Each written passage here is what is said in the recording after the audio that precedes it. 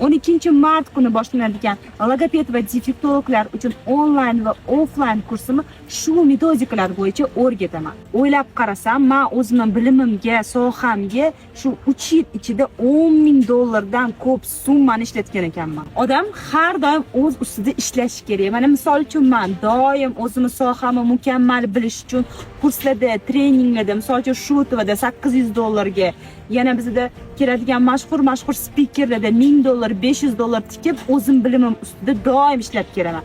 Lekin shu bilimlarni ololmaydigan mutaxassislarimiz bor. Ular nima qila oladi? Bir xil yezikovoy baryer, ya'ni rus tilini bilmasligi yoki ingliz tilini bilmaganicha o'qiy olmaydi. Bir xil prosta bora olmaydi, bu pullari yo'q yoki masofa ularga uzoqlik qiladi. Shunaqa insonlar uchun, shunaqa logoped mutaxassis defektologlar uchun shu $10,000 bilimimni yig'ib, asosiy joylarni sizlar uchun metodika yaratib, 1,5 oylik amaliy kursimga jamlaganman. Ushbu bilimlarga ega bo'lish uchun quyidagi raqamlarga murojaat qiling yoki direktdan ma'lumotlaringizni qoldiring, biz sizga aloqaga chiqib to'liq ma'lumot beramiz.